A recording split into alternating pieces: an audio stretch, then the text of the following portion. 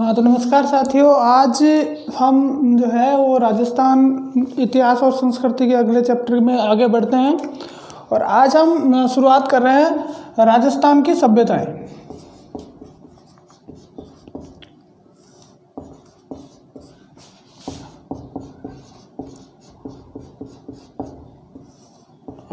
राजस्थान की सभ्यताएं, कुछ सभ्यताओं को अपन ने कल भी देखा था। आज विस्तार पूर्वक अपन जो मुख्य सभ्यताएं हैं जो अपनी इस पुस्तक के अंदर दी हुई है उसी को बेस बनाकर हम ये तैयार कर रहे हैं, तो उसी के आधार पे अपन चलते हैं। देखिए, सबसे पहले सभ्यता अपन बात करेंगे वो है कालीबंगा। पहली सभ्यता कौन सी है? कालीबंगा सभ्यता। तो इसके बारे में अपन अध्ययन करते हैं। देखो,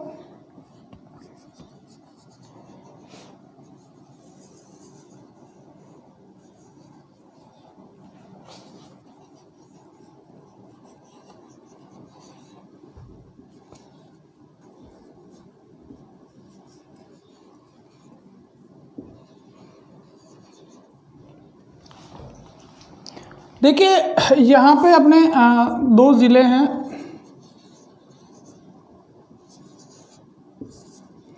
गंगानगर और यहाँ है हनुमानगढ़। गंगानगर और हनुमानगढ़, इन दोनों जिलों में यहाँ एक नदी बहती है जिसको कहते हैं सरस्वती नदी। सरस्वती, ये इसका प्राचीन नाम दृष्टद्वती नदी भी है। ये दोनों नाम याद रखने हैं। ये पूछा जाएगा कि कालीबंगा की सभ्यता कौन सी नदी के किनारे थी, तो अपना ये जो राजस्थान है, इस राजस्थान के गंगानगर और हनुमानगढ़ जिले में जो नदी बह रही है, मैं ये नहीं जिला नहीं बता रहा हूँ आपको, सरस्वती नदी जिसको दृष्टद्वती नदी भी कहते हैं, ये पौराणिक सरस्वती नदी थी, पवित्र नदी थी। ठीक है, तो इसके अंतर्गत ये जो हनुमानगढ़ जिला है अपना, जो वर्तमान में हनुमानगढ़ जिला है, यहाँ पर ये कालीबंगा सभ्यता थी। यहाँ पर सभ्यता थी और उस सभ्यता का नाम था कालीबंगा सभ्यता। अब देखिए, सबसे पहले बात आती है कि ये जो कालीबंगा सभ्यता है, इसकी उत्खनन या खोज की बात अपन करें तो दो विद्वानों के नाम अपने को याद रखने पड़ेंगे। सबसे पहले अमलानंद घोष।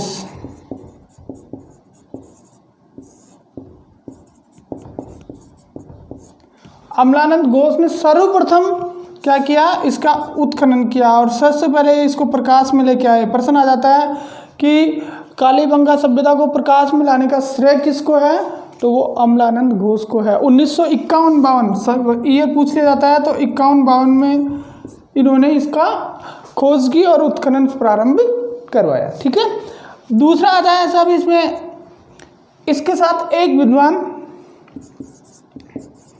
बीबी लाल और बीके थापर, इन दोनों ने मिलकर सबसे पहले इन्होंने शुरुआत की। इन दोनों ने, बीबी लाल और बीके थापर, इन दोनों विद्वानों ने मिलकर 1961-62 में इसका विस्तृत उत्खनन करवाया। क्या करवाया? विस्तृत रूप से विस्तृत उत्खनन करवाया। यह आपको ध्यान रखने वाली चीज़ है। दो चीज़ें पूछी जाती है। पहला कि कालीबंगा की खोज किसने की, सर्वप्रथम खोज किसने की, तो खोज अमलानंद घोष ने कर दी 51-52 में। लेकिन विस्तृत उत्खनन की यदि बात आती है तो फिर वहाँ पे आपको ये दो नाम याद होने चाहिए, बीबी लाल और बीके थापर। बीबी लाल और बीके थापर जिन्होंने इसका विस्तृत उत्खनन करवाया। और कौन सी नदी के किनारे? सरस्वती या दृष्टद्वती नदी जिसको कहते हैं। जिला कौन सा लगता है? हनुमानगढ़ लगता है। ठीक है, अब देखो इसमें अपन आगे बात करते हैं कि इसके अंदर और क्या नई चीज़ें हैं। पहली चीज़ तो कालीबंगा होता क्या है। ये जो क्षेत्र है, इस क्षेत्र में यहाँ एक राज्य लगता है, उसका नाम है पंजाब। पड़ोसी जो राज्य है वो कौन सा स्टेट है? वो है पंजाब। ठीक है, और पंजाब में भाषा कौन सी बोली जाती है? पंजाबी। और पंजाबी भाषा में इस कालीबंगा शब्द का होता है काली लाख की चूड़ियाँ। काली लाख की चूड़ियाँ। ठीक है, देखिए पंजाबी भाषा में शब्द हो गया कालीबंगा का मतलब हो गया काली लाख की चूड़ियाँ। और जब यहाँ उत्खनन किया गया, जब इस जगह को खोदा गया अमलानंद घोष के द्वारा, तो सबसे पहले यहाँ पे ये चूड़ियाँ प्रचुर मात्रा में मिली, प्रचुर मात्रा में यानी बहुत ज़्यादा मात्रा में ये मिली। और इन्हीं के आधार पे इसका नामकरण जो है वो क्या कर दिया, कालीबंगा कर दिया गया। तो कालीबंगा का आपको ये पूछा जाएगा अर्थ क्या होता है, तो काली लाख की चूड़ियाँ। और लैंग्वेज कौन सी का शब्द है, पंजाबी भाषा का शब्द है। ठीक है, ये होगी एक साधारण सी इसके बारे में अपने को जानकारी। अब यहाँ पे था क्या, वो सारी चीज़ें देखते हैं। देखो याद रखना, यहाँ 5 स्तर मिले हैं। सभ्यता के कितने स्तर मिले हैं, 5 स्तर। ये याद रखने वाली बात है, क्योंकि परीक्षा में इस तरह से पूछा जाता है कि कालीबंगा सभ्यता के स्तर कितने हैं, तो 5 स्तर का मतलब क्या होता है, स्तर किसे कहते हैं। एक बार सभ्यता बसी फिर उजड़ गई, उसके बाद में वापस उसके ऊपर बसे लोग फिर उजड़ गए। तो इस तरह से 1 2 3 4 और टोटल 5 बार बस्तियां बसी और 5 बार बस्तियां उजड़ गई। तो सबसे नीचे के 2 जो स्तर हैं और ऊपर के 3 ये अलग अलग हैं। नीचे के जो 2 स्तर हैं वो तो हैं हड़प्पा पूर्व और ये है हड़प्पा कालीन। भारत में सबसे महत्वपूर्ण सभ्यता सिंधु घाटी सभ्यता, जिसके आधार पर किसी सभ्यता का सीमांकन किया जाता है। ठीक है, जिसके आधार पर किसी का काल निर्धारण किया जाता है। और उसी के आधार पर जब इसका काल निर्धारण किया गया, तो ये जो 2 स्थल हैं, 2 जो स्तर हैं, वो 2 स्तर तो हड़प्पा पूर्व के पाए गए, यानी हड़प्पा सभ्यता बसी उससे पहले, सिंधु घाटी सभ्यता से पहले ही राजस्थान के कालीबंगा में सभ्यता थी और लोग वहाँ निवास करते थे। तो 2 स्तर तो जो हैं वो कौन से हैं, हड़प्पा पूर्व के हैं। और 2 आगे जो बच गए 3 स्तर वो कौन से हैं, हड़प्पा कालीन है, यानी उसमें हड़प्पा के समान चीज़ें यहाँ पे मिली है। तो आपको ध्यान रखना है 5 स्तर है कालीबंगा में, 2 हड़प्पा पूर्व के और 3 हड़प्पा कालीन है। ठीक है, तो हड़प्पा पूर्व और हड़प्पा कालीन 2 प्रकार की चीज़ें होगी। अब देखिए यहाँ पे कुछ चीज़ें मिली हैं, उन चीज़ों को अपन देख लेते हैं। एक तो यहाँ पे एक जो लोग थे वो धूप में सुखाई गई ईंटों का प्रयोग है।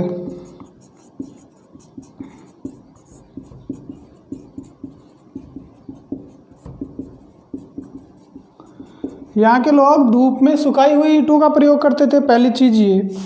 दूसरी जो यहाँ से अपन ले सकते हैं, जो मेन चीज़ है वो ये है कि यहाँ पे लकड़ी की नालियाँ मिली हैं।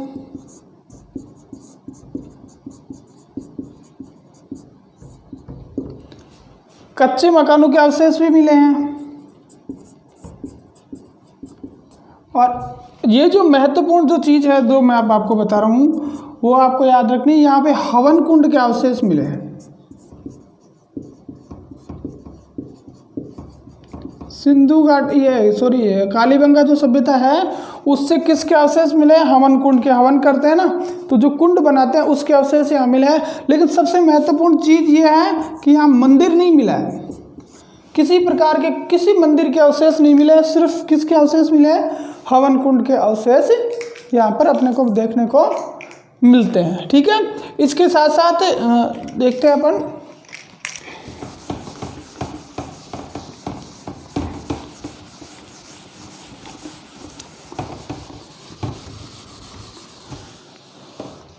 अब देखिए इसके साथ साथ क्या हुआ, यहाँ पे जो एक महत्वपूर्ण चीज़ वो मिली है वो जुते हुए खेत के साक्ष्य, जुते हुए खेत के साक्ष्य मिले हैं। ऐसा खेत ही मिला है जिसको जोता गया, जिसमें हल चलाया गया है। और उससे भी महत्वपूर्ण चीज़ आपको याद रखनी है वो यह है कि 2 फसलें बोने का प्रमाण।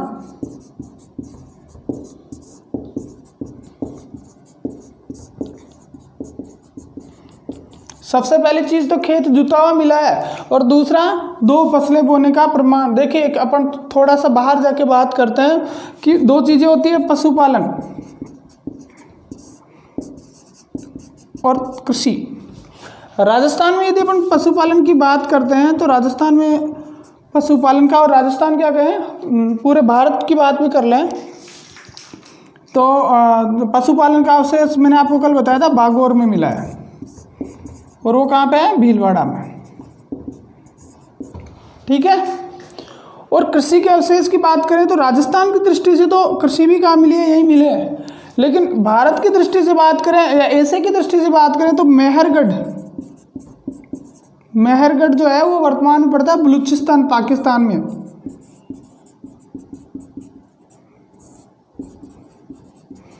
यहाँ पे कृषि के प्राचीनतम अवशेष मिले। सबसे पहले खेती यहाँ पे की गई मेहरगढ़, जो किसमें है? बलूचिस्तान में है, पाकिस्तान में। यहाँ सबसे पहले खेती की गई। और राजस्थान में सबसे पहले क्या किया गया? पशुपालन किया गया। उसके बाद में यहाँ खेती हुई। ठीक है। तो ये इसी से जुड़ी हुई चीज़ है कि जो कालीबंगा सभ्यता है उसमें जुते हुए खेतों के साक्ष्य मिले। और इसके साथ साथ तो एक चीज़ यहाँ ऐसी मिली है जो यहाँ नहीं मिलती, वो क्या है? 2 फसलें बोने का प्रमाण। खेत में 2 प्रकार की फसलें बोई जाती थी, 2 फसलें अलग अलग सीजन में ली जाती थी। ये जो प्रमाण है वो अपने को कहाँ मिलता है? सिर्फ कालीबंगा सभ्यता में ही मिलता है। ठीक है। तो ये खेती से संबंधित बात होगी। अब एक चीज इसमें और मुख्य है,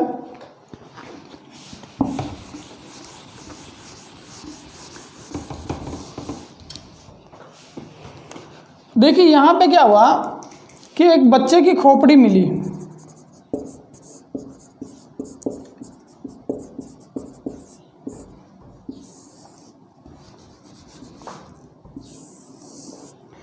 एक बच्चे की खोपड़ी मिली और इस खोपड़ी में 1 2 3 4 5 और 6 छेद है। अलग अलग क्या है? छेद है। इसलिए जो बच्चे की खोपड़ी मिली है, इस खोपड़ी के अंदर 6 छेद मिलते हैं। क्या मिलते हैं? छेद। इसका मतलब क्या हुआ? इसका मतलब यह हुआ कि इन लोगों को, कौन? कालीबंगा के लोगों को चिकित्सा की जानकारी थी। और चिकित्सा में भी ये मुख्य रूप से कौन सी चीज, जैसे ये अपने क्या बोलते हैं, शल्य क्रिया वगैरह होती है ना, उसके प्रमाण इसको माना जाता है। और ये कहाँ मिला है? कालीबंगा में मिला है, जहाँ पे उसकी खोपड़ी में बच्चे कितने छेद हैं? 6। ठीक है। तो इस तरह की है कि अपने को खोपड़ी यहाँ पे प्राप्त होती है। तो ये थी अपनी राजस्थान की पहली सभ्यता, कौन सी? कालीबंगा। अब अपन दूसरी में चलते हैं।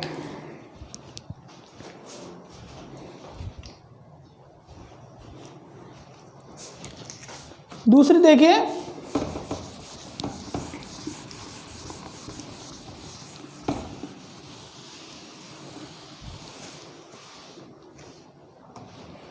दूसरी सभ्यता अपन बात करते हैं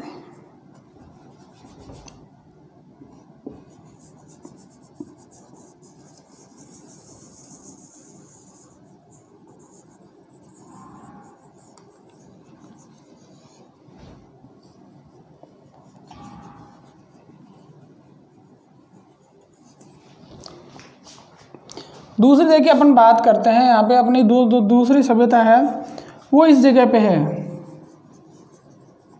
और ये जगह है उदयपुर। ठीक है। उदयपुर में एक सभ्यता थी, उस सभ्यता का नाम था आहड़ सभ्यता। कौन सी थी?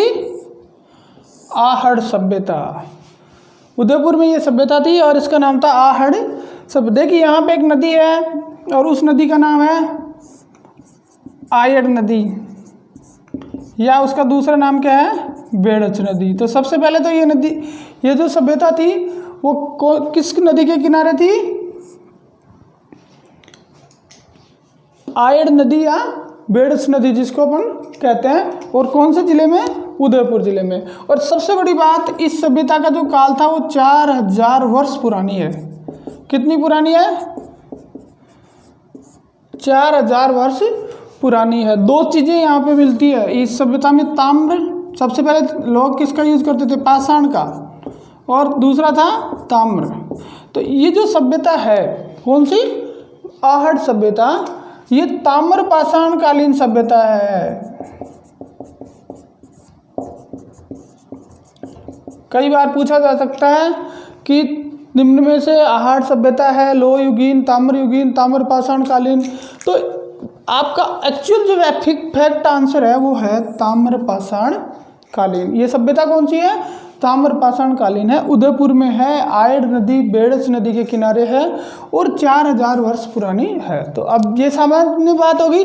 अब दूसरी चीज़ इसमें आती है कि यह जहाँ ये बसी हुई है ना ये सभ्यता, एक टीला है बहुत बड़ा जिसके नीचे से ये मिली है, जिसके उत्खनन से ये मिली है, और उस टीले को कहते हैं धूलकोट। क्या कहते हैं? धूलकोट। जिस टीले के नीचे से सभ्यता की प्राप्ति हुई है उसे क्या कहा जाता है? धूलकोट कहा जाता है, ये याद रखना है। और अब इसका उत्खनन, इसके उत्खनन में 2 विद्वानों का महत्वपूर्ण योगदान रहा है, आपको नाम याद रखना है। एक अक्षय कीर्ति व्यास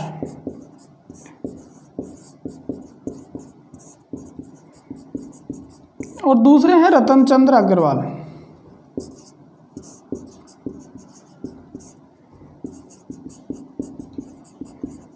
कई बार इनका नाम आर.सी. अग्रवाल भी आ जाता है।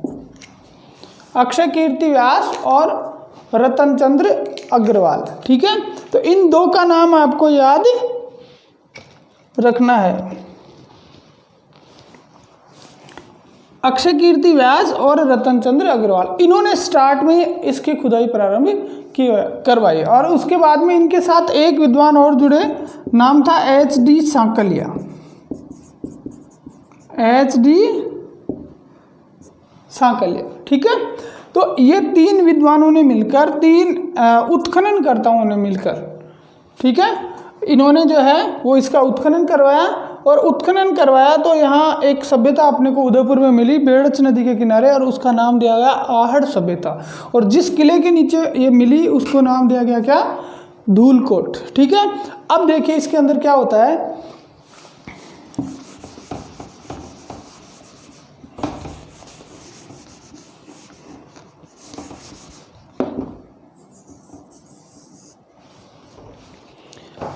अब ये जो सभ्यता है आपकी, इस सभ्यता के लोगों का व्यवसाय यदि देखा जाए तो यहाँ के लोग हैं वो मुख्य रूप से यहाँ पे अपने को एक चीज़ मिलती है, लोहा गलाने की तांबा गलाने की भट्टी।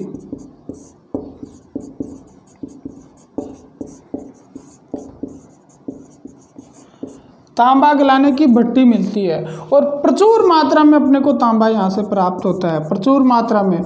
इसका मतलब है यहाँ ताम्र गलाने का उद्योग जो है वो पनपा हुआ था। यहाँ लोग तांबा गलाते थे और उससे औजार बनाते थे। तो तांबा गलाने की भट्टी राजस्थान में किस सभ्यता में मिली है?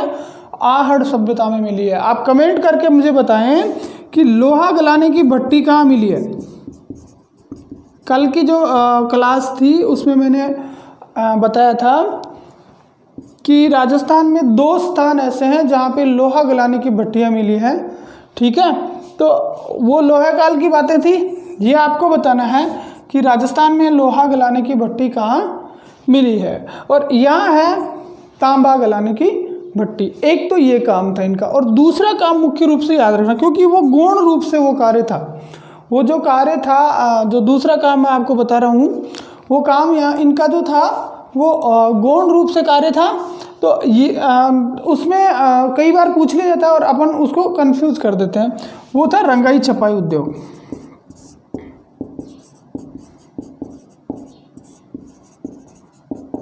यहाँ के लोग 2 प्रकार के कार्य करते थे। पहला तांबा गलाने की भट्टी में काम करते थे और दूसरा था रंगाई छपाई उद्योग का कार्य ये करते थे, ठीक है। अब यहाँ के लोगों के जो मृद भांड थे उनके बारे में भी देख लेते हैं। तो यहाँ के जो मृद भांड थे वो थे लाल काले मृद भांडों का प्रयोग करते थे।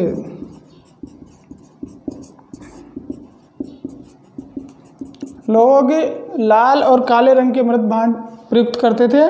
जबकि कालीबंगा जो सभ्यता थी, उस कालीबंगा सभ्यता में क्या था कि लाल मृद भांडों का प्रयोग करते और उन पे काले रंग की धारियां बनाते हैं।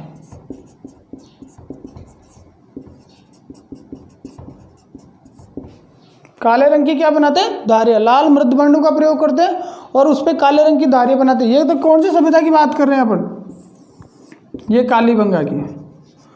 और इनकी क्या स्थिति थी, ये लाल और काले रंग के पॉलिशदार जो मृद भांड थे उनका प्रयोग ये आहड़ सभ्यता के लोग करते थे। ठीक है, अब ये सारी चीज़ें होगी। अब एक अंतिम चीज़ इसमें बची है, वो है समाधान।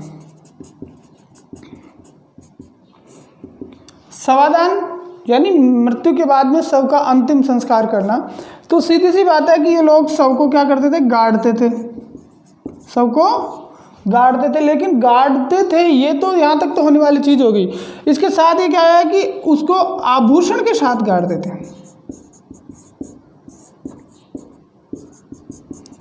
मतलब कोई मृत्यु हो जाती तो ये उसको पूरी तरह से साज सज्जा करा के उनके बर्तन, उनके आभूषण, उनको पहना वहना के फिर उसको गाड़ते थे। इसका मतलब क्या हुआ, इसका मतलब ये हुआ कि जो आहड़ सभ्यता के लोग हैं वो एक तो पुनर्जन्म में विश्वास करते हैं। इनका मानना था कि मृत्यु के बाद इनका पुनर्जन्म होगा जिसमें ये आभूषण वापस ये प्रयोग में लेंगे। और दूसरे ये भी हो सकता है कि ये किसी अन्य दुनिया की परिकल्पना करते थे कि ये अब दूसरी दुनिया में चले गए हैं तो अब वहाँ उनको इन आभूषणों की, इन अस्त्र शस्त्रों की और इन सामान की जरूरत होगी। तो ये चीज़ यहाँ पे महत्वपूर्ण थी। देखिए अपन ने कालीबंगा का स्वादान देखा, वहाँ पे क्या था कि एक बच्चे की खोपड़ी में 6 छेद मिले हैं जो अपने उसको चिकित्सा कर्म की जानकारी का प्रमाण है। और यहाँ पे आभूषण के साथ गड़े हुए मिले जो पुनर्जन्म और अन्य दुनिया में विश्वास करने का प्रमाण अपने को प्रदान करता है। तो आपको ये चीज़ ध्यान रखनी है कि ये थी अपनी आहड़ सभ्यता। ठीक है, आप बताएंगे कि लोहा गलाने की भट्टी राजस्थान में कहाँ पे थी, 2 जगह थी, दोनों जगहों के नाम आपको बताने हैं। अब आगे अपन अगली में चलते हैं।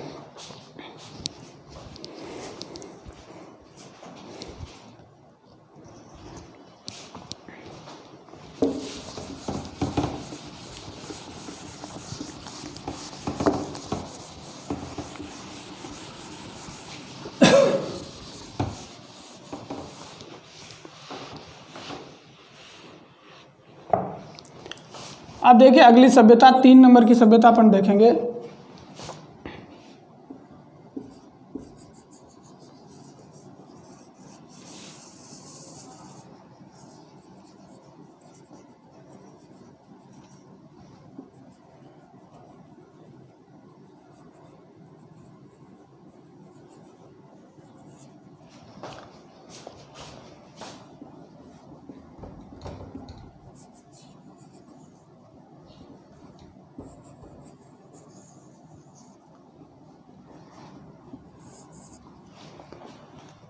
देखिए यहाँ पे एक जिला है अपना,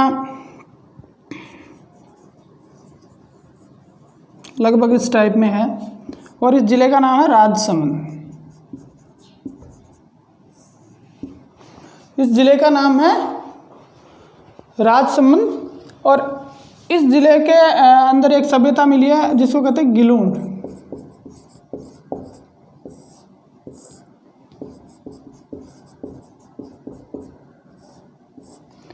गिलूंड सभ्यता कौन से जिले में है, राजसमंद जिले में अपने को प्राप्त होती है। ठीक है, और देखिए ये बिल्कुल ये जो सभ्यता है वो कौन सी नदी के किनारे, यहाँ एक नदी है बनास नदी।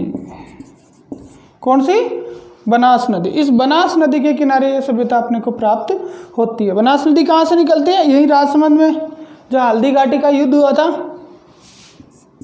खमनोर की पहाड़ियाँ याद हो तो, खमनोर की पहाड़ियाँ यहाँ से ये निकलती है और उसके बाद में ये गिलूंड की तरफ जाती है। तो यहाँ एक सभ्यता बसी हुई है, वर्तमान में भी वहाँ ये गांव है।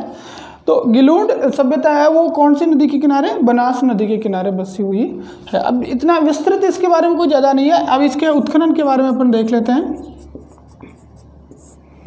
देखिए गिलूंड सभ्यता का जो उत्खनन है वो 2 विद्वानों ने कराया। एक है V.S. शिंदे और दूसरे हैं हेनरी पोसल। हेनरी ग्रेगर पोसल भी बोलते हैं, हेनरी पोसल भी बोलते हैं। इन दोनों ने मिलकर जो है वो इस सभ्यता का उत्खनन करवाया, इसकी खुदाई करवाई। वी.एस. शिंदे और हेनरी पोसल, इन दोनों के द्वारा इसका उत्खनन करवाया गया।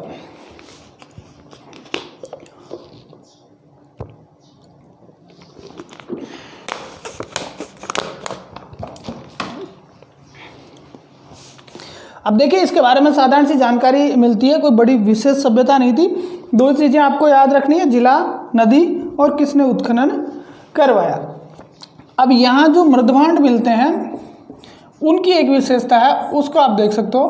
तो ये 5 प्रकार के मृदभांड अपने को यहाँ से मिलते हैं। कितने प्रकार के? 5 प्रकार के। ये पूछा जा सकता है कि राजस्थान में किस सभ्यता से 5 प्रकार के मृदभांड मिलते हैं। तो वो 5 प्रकार कौन कौन से हैं? लाल, काले, भूरे, पॉलिशदार और लाल काले एक साथ। ठीक है, ये 5 प्रकार के मृदभांड अपने को इस सभ्यता से प्राप्त होते हैं और यही सभ्यता है जहाँ से अपने को 5 प्रकार के मृदभांड मिलते हैं। इसके बाद में देखियो आगे क्या है अपनी इस गिलूण सभ्यता में, पकी हुई ईंटों का प्रयोग करते थे। मकान बनाने के लिए ये लोग जो है पकी हुई ईंटों का प्रयोग करते थे, जबकि आपने पिछली 2 सभ्यताओं में देखा कि वो धूप में सुखाकर, ईंटों को धूप में सुखाकर फिर उनका प्रयोग करते थे, लेकिन ये उनको पकाते आग में और फिर उसका प्रयोग यहाँ के लोग किया करते थे। ठीक है, तो बस यही है इस सभ्यता में, इसके अलावा कुछ नहीं है। ठीक है, पूछे जाने वाली बात जिला, नदी और उत्खनन। अगली सभ्यता देखो अपन लेते हैं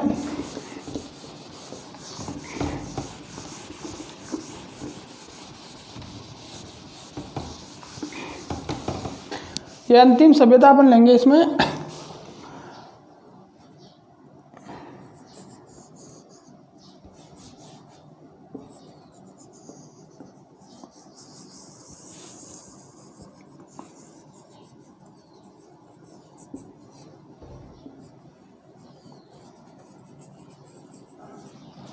नक्शा ऐसे ही बन रहा है, चलो कोई नहीं, अपना काम होना चाहिए।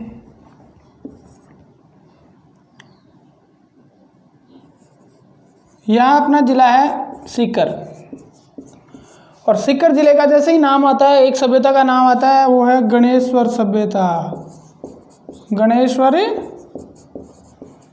सभ्यता, सीकर जिले का नाम आते ही नाम आता है कौन सी सभ्यता?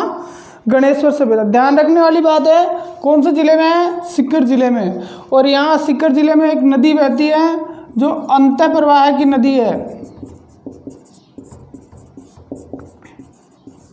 उसका नाम क्या है? कांतली नदी। कांतली नदी अंत प्रवाह की नदी है और नाम है कांतली नदी। इस कांतली नदी के किनारे में ये सभ्यता बसी और जिसका नाम था गणेश्वरी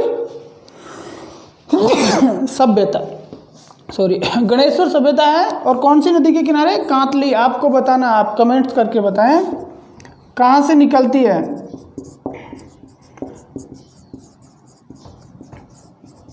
कांतली नदी का उद्गम कहाँ से होता है? ठीक है, बड़ा इजी, सबसे सरल क्वेश्चन। एक बंदा जो तैयारी करता है उसके लिए सबसे पहला प्रश्न यही, कांतली नदी का उद्गम कहाँ से होता है? और इसी नदी के किनारे गणेश्वर की सभ्यता है। ठीक है, तो ये हो गई अपनी कांतली नदी। अब सबसे बड़ी बात देखिए ये है कि ताम्रयुगीन सभ्यता कौन सी, किस प्रकार की सभ्यता है? ताम्रयुगीन सभ्यता है, तांबे के काल वाली सभ्यता है। और ताम्रयुगीन सभ्यताओं में सबसे पुरानी सभ्यता है, इसकी ये लगभग 2800 वर्ष पुरानी सभ्यता है।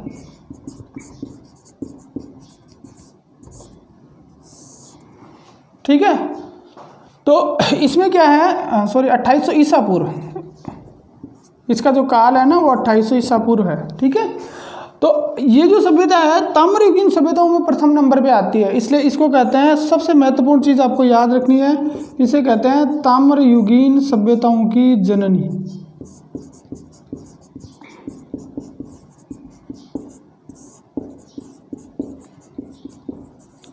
ताम्रयुगीन सभ्यताओं की जननी। मैं आपको बता दूं कि RS mains 2018 RS mains 2018 18, 10 number का क्वेश्चन आया था, 10 नंबर का, सीधा मेंस में 10 नंबर का क्वेश्चन आया था और उसमें आपको पूछा गया था कालीबंगा, आहड़ और ये गणेश्वर, 3 सभ्यताओं के बारे में वर्णन वहाँ पे करना था और सीधे 10 नंबर का क्वेश्चन था, बिल्कुल यू माने हलवा टाइप, आराम से 10 नंबर में से 8 नंबर ला सकते हैं। मेरे भी उसमें 8 मार्क्स आए थे 10 में से। तो आपको क्या करना है, आपको इस चीज़ को समझना है, क्योंकि वहाँ जैसे मैं मेंस की दृष्टि से अपन बात करें तो वहाँ जब अपन लिखते हैं ना, तो आप उसको रट के नहीं लिख सकते, आपके दिमाग में ही होना चाहिए कि यहाँ अपने ये है और वहाँ प्रत्येक चीज़ का मैप बनाना पड़ेगा, तो अगला आपको मार्क्स देगा। तीन टॉपिक अलग अलग हैं, तीनों टॉपिक में अलग अलग जब आप मैप बनाएंगे, कभी अपन इस बात पे डिस्कस करेंगे कि मेंस में किस तरह से अपन को आंसर राइटिंग करनी है और किस तरह से वहाँ पे अपने को प्रेजेंट करना है। तो ये देखिए 10 नंबर का क्वेश्चन सीधा इनसे था, ठीक है। तो ये ताम्रयुगीन सभ्यताओं की क्या कहलाती है, जननी कहलाती है, क्योंकि इसका जो काल है ना वो 2800 ईसा पूर्व है, बहुत पुरानी सभ्यता है, इसलिए इसको ताम्रयुगीन सभ्यताओं की जननी कहते हैं।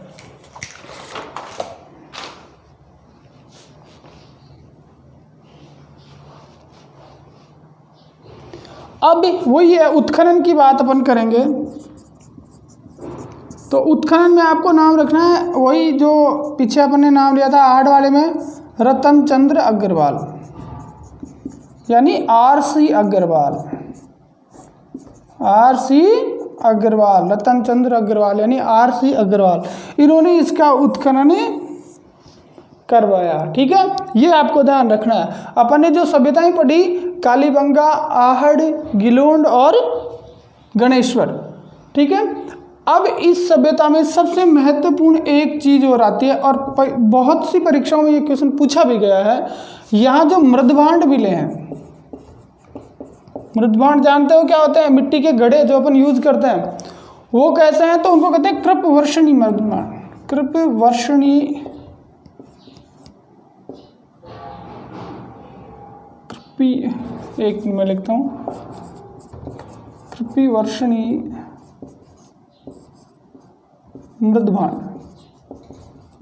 कृपवर्षणी मृदभांड, ये एक प्रकार के मृदभांड यहाँ पे मिलते हैं और ये सिर्फ यही मिलते हैं, इसलिए कई बार इसके बारे में परीक्षाओं में क्वेश्चन पूछा भी जाता है। कृपवर्षणी मृदभांड, ठीक है, कृपवर्षणी मृदभांड कौन सी सभ्यता में मिलते हैं, गणेश्वर सभ्यता में मिलते हैं, ठीक है। तो यही आपको ध्यान रखना। और एक चीज छोटी सी और बात याद रखिए कि यहाँ के जो वस्तुएं हैं उनमें 99% तांबा है। यहाँ के जो औजार वगैरह बने हुए हैं 99% तांबे से बने हुए हैं, क्योंकि तांबा यहाँ प्रचुर मात्रा में था, पास में कॉपर की खानें थी तो तांबे की उपलब्धता थी और यहाँ से तांबा दूसरी जगह भी जाता था, व्यापार भी होता था। तो ये थी आपकी गणेश्वर की सभ्यता।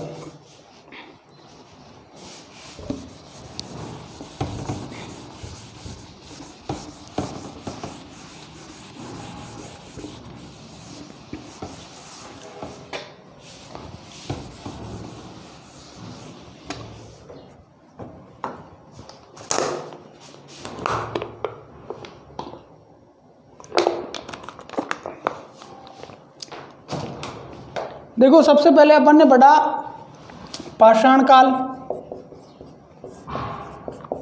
ठीक है। उसके बाद में अपन ने पढ़ा लोह काल, ताम्र, पाषाण या ताम्र काल। फिर उसके बाद में पढ़ा लोह काल, ठीक है। अब देखिए जैसे ही लोहा शुरू हुआ उसके बाद में एक नया काल आया। मैंने आपको बताया 600 ईसा पूर्व के आसपास का जो काल है ना उसको कहा जाता है महाजनपद काल। 600 ईसा पूर्व के आसपास का काल है, उसको क्या कहा जाता है, महाजनपद काल कहा जाता है। तो महाजनपद काल में राजस्थान की क्या स्थिति थी उसके बारे में अपन चर्चा करेंगे। सबसे पहले बात तो ये देखिए, महाजनपदों की पूरे भारत की बात कर रहा हूँ, राजस्थान की नहीं। संख्या कितनी थी, 16 थी।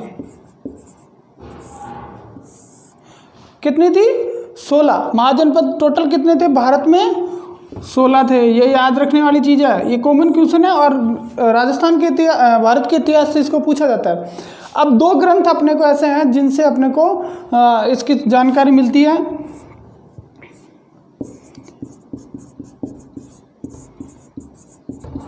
एक था भगवती सूत्र और दूसरा था अंगुतर निकाय।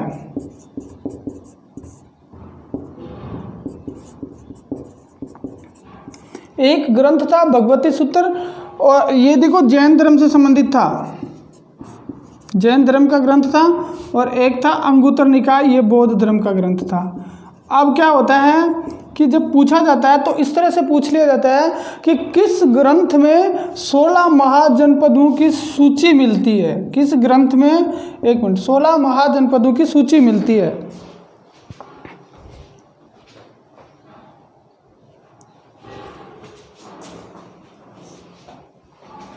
किस ग्रंथ में 16 महाजनपदों की सूची मिलती है? दोनों में से में ही 16 महाजनपदों की सूची मिलती है, लेकिन यदि ये कहा जाए कि किस जैन ग्रंथ में 16 महाजनपदों की सूची मिलती है या किस बौद्ध ग्रंथ में 16 महाजनपदों की सूची मिलती है, तो वहाँ अपने को याद रखना है कि जैन ग्रंथ का नाम आता है तो भगवती सूत्र, और बौद्ध धर्म का नाम आता है तो वो है कौन सा, अंगुतर निकाय। ठीक है, तो ये चीज़ तो आपको ध्यान रखनी है, ये भारत के इतिहास से संबंधित चीज़ है, महाजनपद आया इसलिए मैंने आपको ये बताई। अब अपन आगे चलते हैं और आगे जो अपना चैप्टर है वो है कि राजस्थान में महाजनपद काल।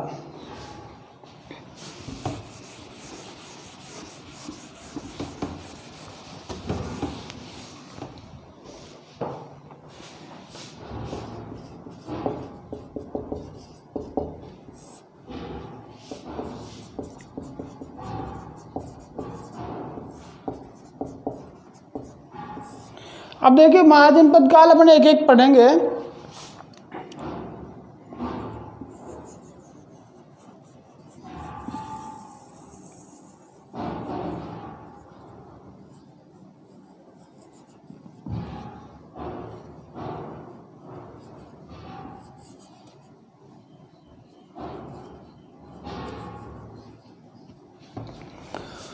सबसे पहले चीज तो आप देखिए,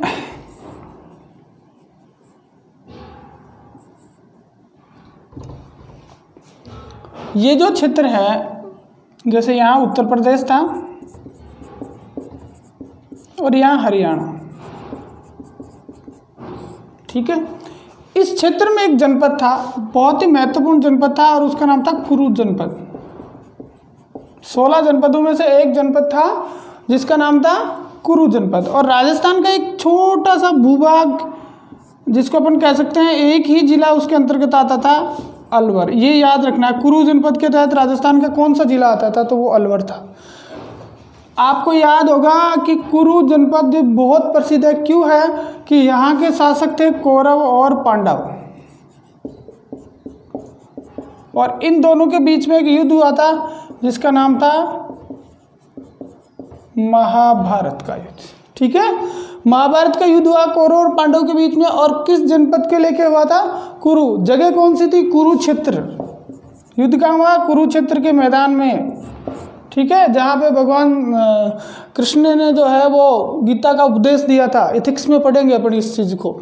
ठीक है, तो कुरु जनपद में राजस्थान का कौन सा हिस्सा आता था, अलवर आता था, सिर्फ अलवर जिला आता था। तो आपको ये चीज़ याद रखनी है कि सिर्फ अलवर जिला राजस्थान का कुरु जनपद के अंतर्गत आ रहा था। अब इस कुरु जनपद की जो राजधानी थी वो थी हस्तिनापुर।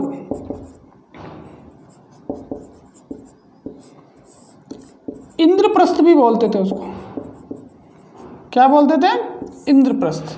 तो इसके बारे में अपने को इतनी जानकारी लेनी है।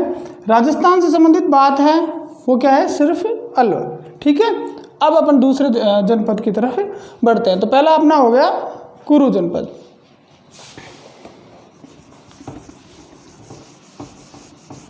दूसरा, चलो पहले इधर देख लेते हैं हम। दूसरा, यहाँ एक जनपद था,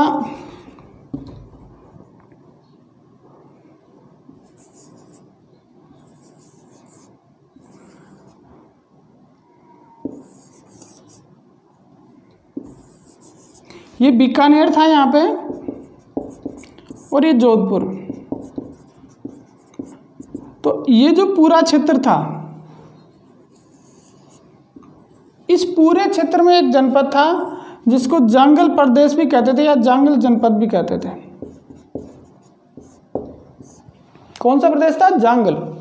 ठीक है, देखिए एक सीधी सी अपनी जो ये बुक है इसमें स्पष्ट लिखा हुआ है कि जो कुरु जनपद था, इसके जो शासक थे कौरव पांडव, इन्होंने इस पे क्या कर लिया था? अधिकार कर लिया था जांगल प्रदेश पे।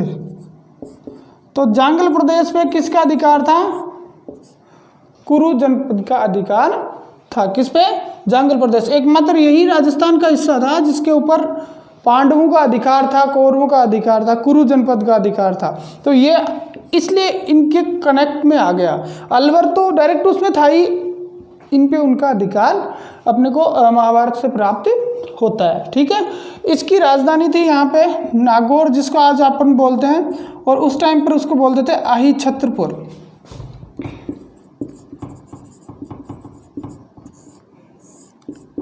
ये इसकी क्या थी? राजधानी। किसकी? जांगल की, जांगल प्रदेश की या जांगल जनपद की राजधानी थी। वो कौन सी थी? आही छत्रपुर, उसकी यहाँ की राजधानी थी। तो ये मैंने आपको इसलिए बताया, इसको कई बार जनपद भी बोलते हैं, कई बार प्रदेश भी बोलते हैं, क्योंकि ये कुरु से कनेक्ट था। ठीक है, तो कुरु जनपद के अधीन ये था और इसकी राजधानी थी आही छत्रपुर। ठीक है, जिसको वर्तमान में क्या बोलते हैं? नागौर बोलते हैं। अगर अपन आगे इतिहास पढ़ेंगे तो शाकंभरी का जो चौहान वंश अपन पढ़ेंगे, शाकंभरी के चौहान, उनकी राजधानी भी, प्रारंभिक राजधानी ये आही छत्रपुर ही थी। अब आगे चलते हैं अपन। तो 2 हो गए।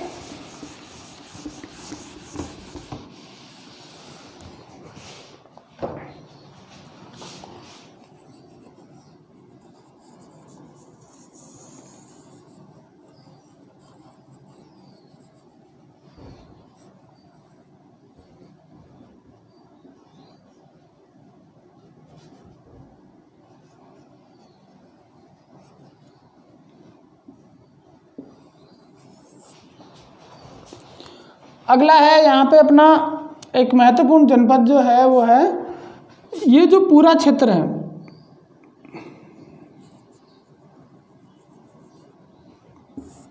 इसके अंदर अलवर, भरतपुर, धौलपुर और करौली, इन 4 को मिलाकर एक जनपद बनता था, नाम था मत्स्य जनपद। मत्स्य जनपद, इसके अंतर्गत 4 जिले आ रहे हैं राजस्थान के, अलवर, भरतपुर, धौलपुर और करौली। ठीक है, इसके साथ साथ इसमें क्या था कि यहाँ जयपुर जो जिला है उसका भी कुछ हिस्सा इसमें आता था, और यहाँ का मत्स्य का एक शासक हुआ था विराट। क्या नाम था? विराट। उसने यहाँ पर जयपुर जिले के अंदर एक विराट नगर बसाया था। क्या बसाया? विराट नगर। और ये विराट नगर जो है विराट के द्वारा बसाया, ये इस मत्स्य जनपद की क्या बनी थी? राजधानी। तो कौन कौन से आगे? जयपुर, अलवर, भरतपुर, धौलपुर और करौली। मैंने जयपुर को अलग इसलिए रखा कि मैं आपको यहाँ दूसरी चीज से रिलेटेड करना चाह रहा था।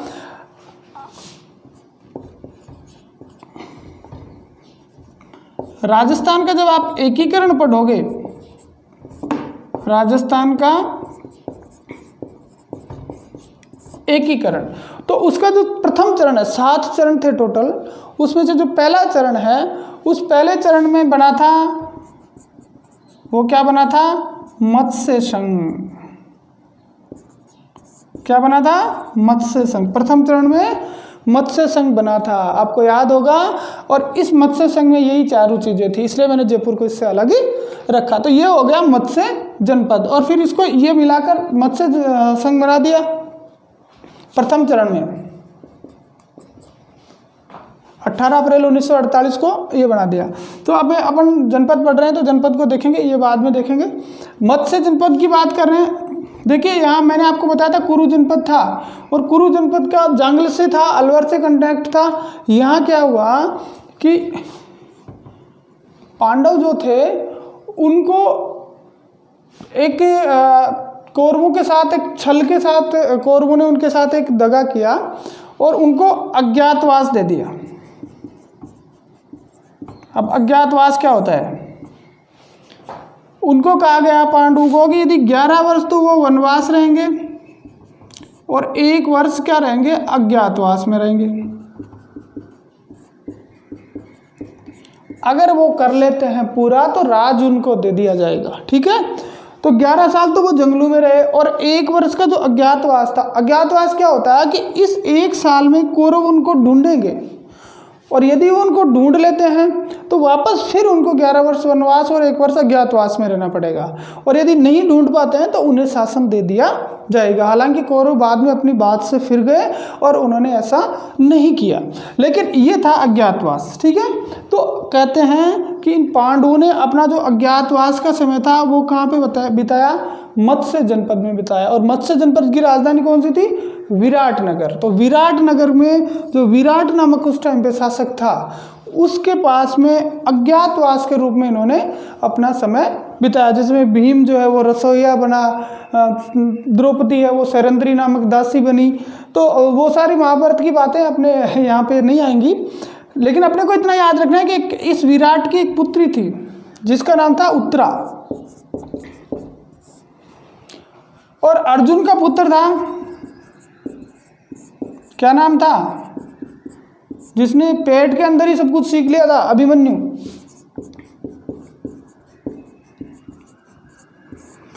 विराट की पुत्री उत्तरा और अर्जुन के पुत्र अभिमन्यु, दोनों का जब ये यहाँ पे रहे, अज्ञातवास में रहे पांडव, तो यहाँ पे उन्होंने मित्रता के साथ रिश्तेदारी कर ली और दोनों का आपस में क्या कर दिया? विवाह कर दिया। विराट की पुत्री और इनका दोनों का क्या कर दिया? विवाह कर दिया। और आपको पता होगा, अगर किसी ने महाभारत देखी है या महाभारत का थोड़ा बहुत पढ़ाई करी है तो आपको पता होगा कि इनसे एक पुत्र प्राप्त हुई थी जिसका नाम था परीक्षित। परीक्षित, और जो पांडवों का उत्तराधिकारी है वो कौन बना था? यही परीक्षित बना था। पांडवों का जो उत्तराधिकारी है वो कौन बना था? यही परीक्षित बना था। और इसी परीक्षित के समय कलयुग आया था। मतलब बहुत सी बातें हैं वो अपने महाभारत से रिलेटेड हैं, तो उस पर अपने को इतना नहीं देना, इतना ध्यान रखना है कि उत्तरा और अभिमन्यु जो है दोनों का विवाह हुआ और उनसे परीक्षित उत्पन्न हुआ जो पांडवों का उत्तराधिकारी बना। और इन्होंने अपना अज्ञातवास कहाँ निकाला? मत्स्य जनपद की राजधानी विराटनगर में निकाला। बाकी विराटनगर में जो सभ्यता है उसके बारे में तो मैंने आपको कल बता ही दिया, पिछले वीडियो में अपन देख ही चुके, तो उसके बारे में अभी वापस यहाँ डिस्कस करने से मतलब नहीं है। देखिए, इसके पड़ोस में एक दूसरा जनपद था जिसका नाम था चेदी। कहते हैं एक बार इस मत्स्य जनपद पे चेदी जनपद ने अधिकार कर लिया, लेकिन वापस इस जनपद ने अपनी शक्ति बटोरी और चेदी जनपद पे अधिकार कर लिया। और अंतिम रूप से मत्स्य जनपद जो है वो अंतिम रूप से एक दूसरे जनपद का शिकार हो गया, एक दूसरे जनपद का इसका अधिकार हो गया, और वो था मगध। आप जब इतिहास पढ़ेंगे भारत का तो उसमें आप पढ़ेंगे जनपदों के बाद मगध का उत्कर्ष। ठीक है, तो इस मगध ने लगभग सभी 16 महाजनपदों पे अधिकार कर लिया था, एक अस्मक को छोड़ के, जो अस्मक सबसे नीचे दक्षिण भारत में था, उसको छोड़ के मगध ने सब पे अधिकार कर लिया था। तो ये मगध की जो क्या बोलते हैं नीति थी अधिकार करने की, उसका ये शिकार हो गया और मत्स्य जनपद का समाप्त हो गया। तो ये हो गया आपका मत्स्य जनपद। अब अपन आगे चलते हैं।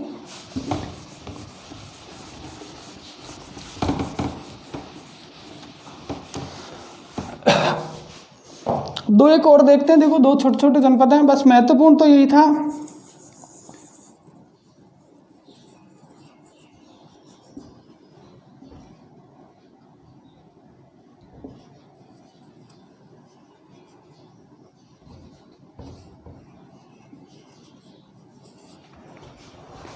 अगला जो अपना है वो देखिए, सिकंदर ने आक्रमण किया। सिकंदर के आक्रमण किया था 323 ईसा पूर्व में। विश्व विजय करने निकला था और उसी क्रम में उसने आक्रमण किया था। तो इस आक्रमण से डर के जो पंजाब क्षेत्र की कुछ जातियां हैं वो आ गई राजस्थान में, और राजस्थान में आई थी वो जातियां योद्धे और अर्जुनायन। कहते हैं उनको। ये राजस्थान के इस ऊपरी क्षेत्र में बस गई थी। लेकिन एक जाति जो थी वो आ गई सीधी यहाँ पे अपने चित्तौड़ में, और उस जाति का नाम था सिवी। कौन सी जाति थी? सिवी। इस सिवी जाति ने क्या किया, यहाँ चित्तौड़ में आके बस गई और यहाँ आकर एक जगह को अपनी राजधानी बनाया जिसका नाम था नगरी। क्या नाम था? नगरी। सिवी जनपद की राजधानी कहाँ थी? वो थी नगरी, जिसका वर्तमान नाम नगरी भी है और मध्यमिका भी कहते हैं। मध्यमिका भी इसको कहते हैं। तो एक आपको ये याद रखना है कि सिवी जनपद जो है वो कहाँ था? चित्तौड़ में था और इसकी राजधानी थी नगरी या मध्यमिका। इतना ही, बाकी कुछ नहीं। एक देखिए ये जो क्षेत्र है जहाँ अजमेर, टोंक और मध्य प्रदेश का कुछ क्षेत्र, ये जो पूरा क्षेत्र अपन ले लेते हैं, इस क्षेत्र को मिलाकर भी है कि जनपद बनता था। उस जनपद का नाम था मालवा जनपद। क्या नाम था? मालवा जनपद। अजमेर, टोंक और मध्य प्रदेश को आज भी अपन मालवा बोलते हैं। आज भी क्या बोलते हैं? मालवा बोलते हैं। ठीक है। तो ये जो क्षेत्र था पूरा का पूरा, इसको मिलाकर एक नया जनपद बनता था। उस जनपद का नाम था मालवा जनपद। इसके ये जो मालवा जनपद था इसकी राजधानी थी रेड, और रेड कहाँ पड़ता है? टोंक में पड़ता। अब ये कैसे माना जाता है कि यहाँ की राजधानी रेड थी? क्योंकि एक शासक हुआ नहपान, यहाँ का एक शासक हुआ नहपान। इसकी बहुत सारी मुद्राएं अपने को यहाँ पे मिले। मैंने कल भी रेड का उल्लेख किया था। प्राचीन भारत का टाटा नगर कहते थे। क्यों? क्योंकि यहाँ लोह युगीन सभ्यता के अवशेष प्राप्त होते हैं। बहुत प्रचुर मात्रा में, बड़ी मात्रा में अपने को सामग्री यहाँ पे मिलती है। तो ये जो रेड था, यहाँ पे नहपान शासक था और उसकी मुद्रा मिली। और ये माना जाता है, ये कहा जाता है कि इस नहपान ने सिकंदर को हराया था।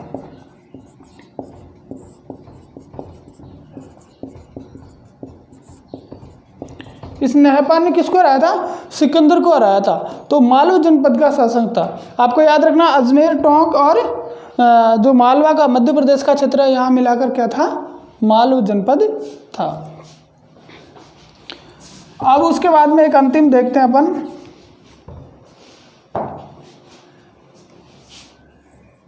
देखिए राजस्थान में ये क्षेत्र जिसका, और यूपी का ये क्षेत्र, यहाँ पे राजस्थान के दो जिले भरतपुर और धौलपुर, और यहाँ आगरा, मथुरा वगैरह जो भी यूपी है, ठीक है, उत्तर प्रदेश का क्षेत्र, इसको मिलाकर एक जनपद बनता था जिसका नाम था सूरसेन जनपद। क्या नाम था? सूरसेन जनपद। ठीक है। और इसकी राजधानी थी मथुरा। यूपी के अंदर इसकी राजधानी कौन सी थी? मथुरा। और मैं आपको बता दूं कि इस सूरसेन जनपद और जो यहाँ अपना मत्स्य था, दोनों के आपस में क्या होता रहता था? लड़ाई। अक्सर ये दोनों लड़ते रहते थे। और इन दोनों की लड़ाई का फायदा तीसरे ने उठाया था। वो कौन सा था? चेदी जनपद, जिसने इनका फायदा उठा के मत्स्य पे अधिकार किया था। तो याद रखना है, भरतपुर और धौलपुर का जो क्षेत्र है और मथुरा, आगरा, ये आसपास का क्षेत्र मिला के सूरसेन जनपद था। और इसकी राजधानी कौन सी थी? मथुरा। सूरसेन जनपद की राजधानी थी मथुरा। और राजस्थान के कौन कौन से हिस्से? भरतपुर, धौलपुर वगैरह ये। ठीक है। तो ये इन दोनों की आपस की लड़ाई थी और उसका फायदा उठाया किसने? चेदी जनपद ने, और अधिकार कर लिया किस पे? मत्स्य पे। और मैंने कहा अंतिम रूप से जो राजस्थान के, या ये कहें कि जो 16 महाजनपद हैं, उन पे अंतिम रूप से अधिकार किसने कर लिया? मगध ने। मगध का हर्यक वंश जो है उसने अंतिम रूप से इस पर अधिकार कर लिया। अपन इतिहास को जब पढ़ेंगे, भारत को कभी समय मिलेगा तो उसको देखेंगे, तो उसमें अपन पाएंगे कि किस तरह से हर्यक वंश ने जो है वो मगध का विस्तार किया और फिर मगध एक शक्तिशाली जो है वो राज्य बन गया और सारे जनपदों को उसने अपने अधीन कर लिया। तो ये थे राजस्थान के जनपद।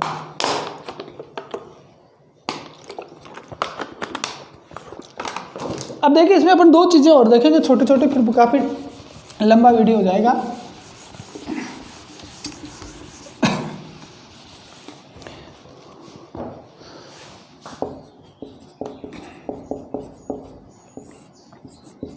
पहला महाभारत और दूसरा रामायण।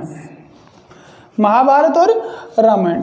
महाभारत का मैंने आपको बता दिया कि ये जो दोनों का जो काल है इसको भारतीय इसमें साहित्य में कहते हैं महाकाव्य काल। दोनों महाकाव्य हैं, महाभारत और रामायण दोनों महाकाव्य हैं, तो इसको कहते हैं महाकाव्य काल। देखिए महाभारत का मैंने आपको बताया कि जांगल जो था ना प्रदेश, जांगल प्रदेश पर तो इनका क्या था, सीधा अधिकार था। इन्होंने क्या कर लिया था, अधिकार कर लिया था महाभारत के कुरुच वंश के शासकों ने। और मत्स्य प्रदेश था, उसके शासक कौन, विराट, उससे इनकी क्या थी, मित्रता थी। अभी मैंने आपको विस्तार से बताया कि किस तरह से उत्तरा और अभिमन्यु का विवाह हुआ था और परीक्षित उत्पन्न हुआ था। तो ये तो था महाभारत की बात करते। अब अपन रामायण की छोटी सी बात कर ले। रामायण में एक कथा मिलती है कि सीता का हरण करके ले गया कौन, रावण। सीता का हरण करके ले गया कौन, रावण। एक छोटी सी कहानी मिलती है, कथा मिलती है, जिसमें अपन को राजस्थान के बारे में जानकारी मिल जाती है कि सीता का हरण करके रावण ले गया।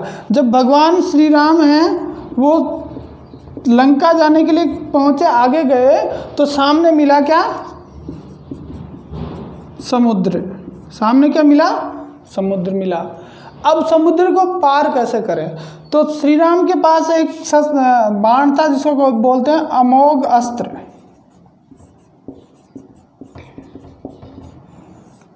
तो भगवान ने वो बाण अपनी प्रत्यंचा पे चढ़ाया और इसका यूज किसके लिए करे थे, समुद्र को सुखाने के लिए। समुद्र को सुखाने के लिए उन्होंने ये बाण चढ़ा दिया, ठीक है, अमोघ अस्त्र चढ़ाया समुद्र को सुखाने के लिए। लेकिन समुद्र देवता प्रकट हो गए और भगवान से विनती करी कि हे भगवान, मैं आपको वैसे ही रास्ता दे दूंगा, आप सिर्फ राम का नाम लिख के पत्थर डाल दो, वो पत्थर तैर के आपको पुल बन जाएगा, ठीक है। तो कहते हैं कि भगवान ने कहा, श्री राम ने कहा कि ये एक बार ये बाण अगर खींच लिया जाता है तो वो वापस छूट नहीं सकता, ठीक है।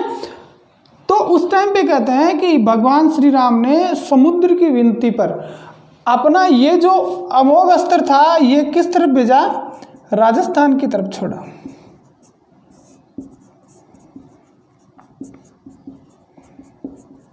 राजस्थान की ओर छोड़ा। भगवान ने अपना ये बाण किधर छोड़ा, राजस्थान की ओर छोड़ा।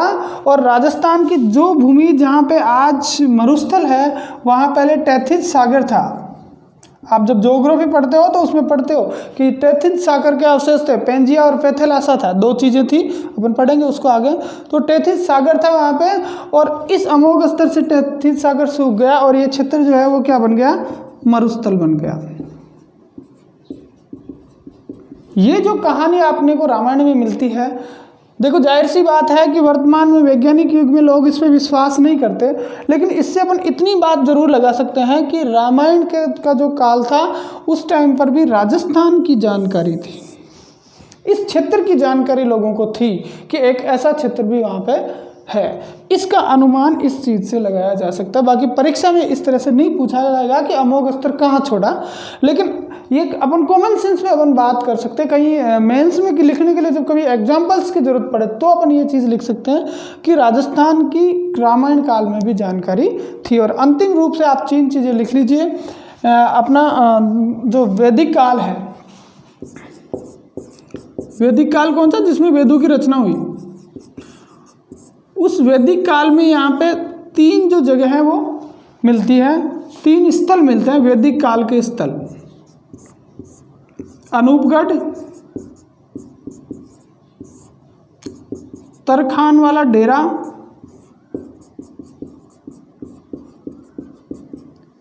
और चक 16 ऐसा कुछ नाम है।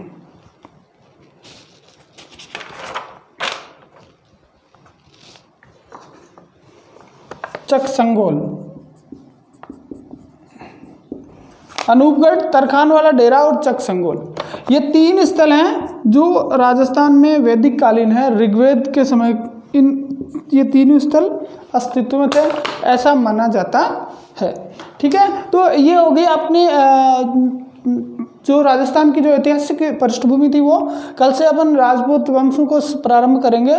तो मुझे लगता है कि आपका जो रिस्पॉन्स आ रहा है उस हिसाब से कि हम बिल्कुल सही चल रहे हैं। आप हमारे साथ बने रहिए, और ऐसा कुछ आपको लगता है कि कहीं कुछ इनोवेशन इसमें किया जाए तो वो ज़रूर बताएं।